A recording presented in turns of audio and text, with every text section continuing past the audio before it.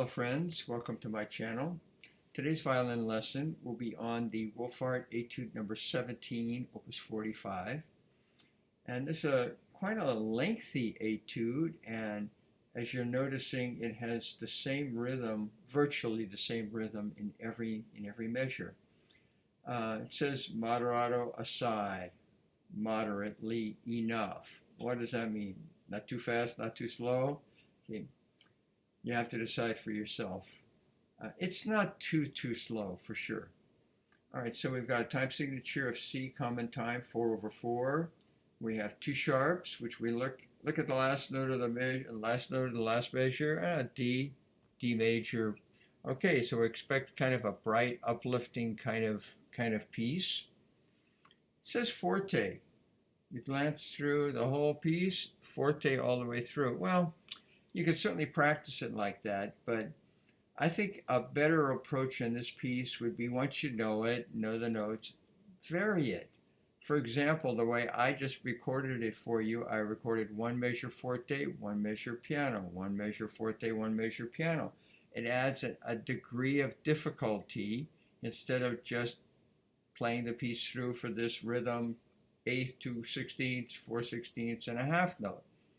Now, okay, assuming that's all fine and good, I notice as we go through it, and I'll point these out, there's a couple of places where I extend the dynamics, keep the piano a little longer with crescendo, whatever. I'll mention this later.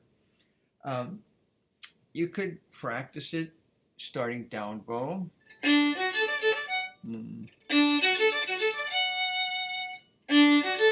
And playing all forte, it makes a lot of sense to start down.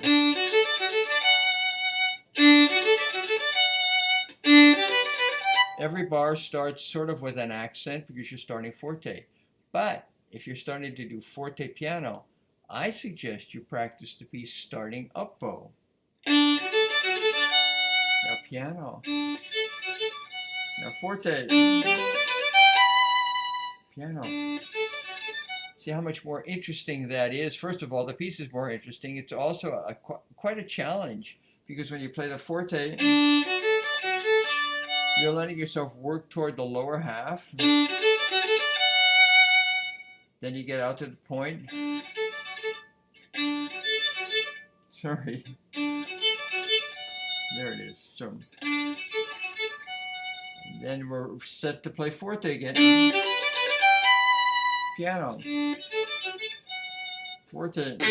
And it gives you a chance to practice your bow changes. I think it's a fantastic exercise starting up bow, particularly up bow. Let's talk about a little left hand stuff, and not a big deal. The last measure of the first line, play a fourth finger on the C sharp. That works nicely. C sharp, fourth finger, and then the G on the D string, third finger. Looking ahead, in the second line, in the second bar, we've got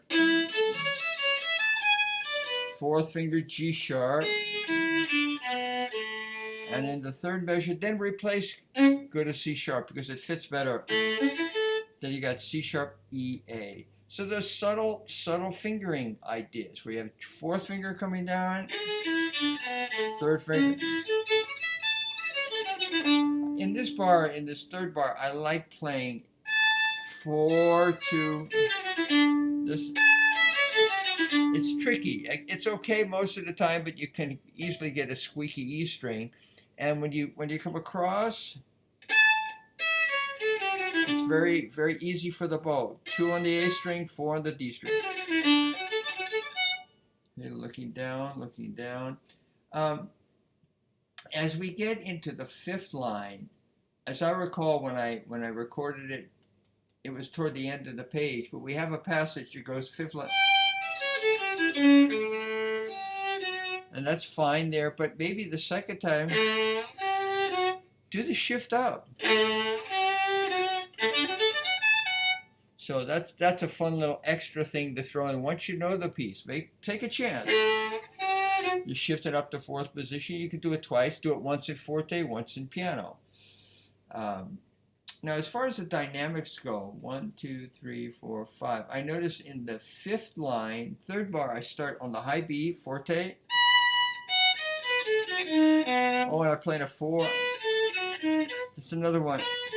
You have to judge that yourself, whether you want to play one open, then one note on the D string, and then it could be done, but if it doesn't work easily for you, play a 4.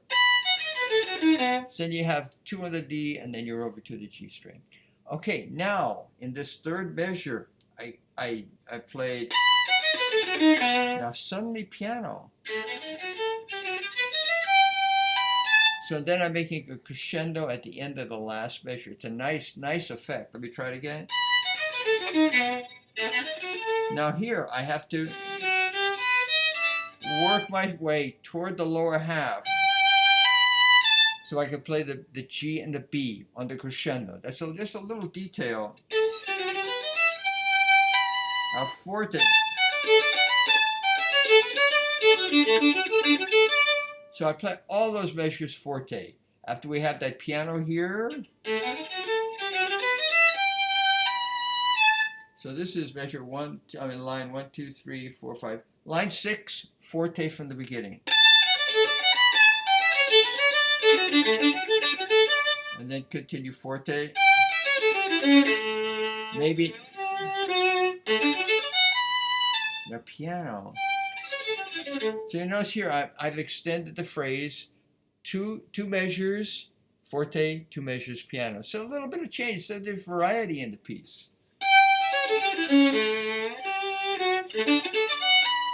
Piano. Now forte. Again, now piano again. Crescendo. And here, this is the last line of this first page of the piece. I play forte.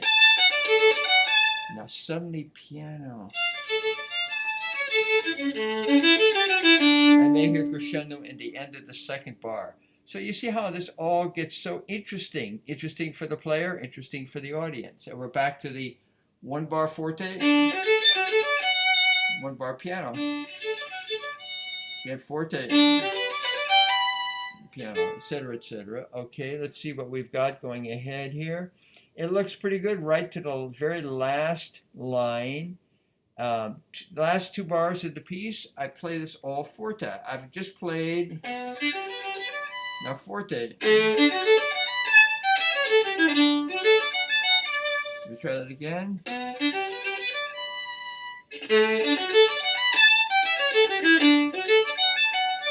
And we finish down bow. It's almost like Wohlfahrt just, didn't tell you to play up bow, but it sure works beautifully to do it. Okay, I hope this is helpful for you to get a lot more out of a fine etude like this. You can play it all the way forte starting down, but then you could start up bow with all kinds of varied dynamics and even vary the fingerings. Thanks for listening. Have a great day.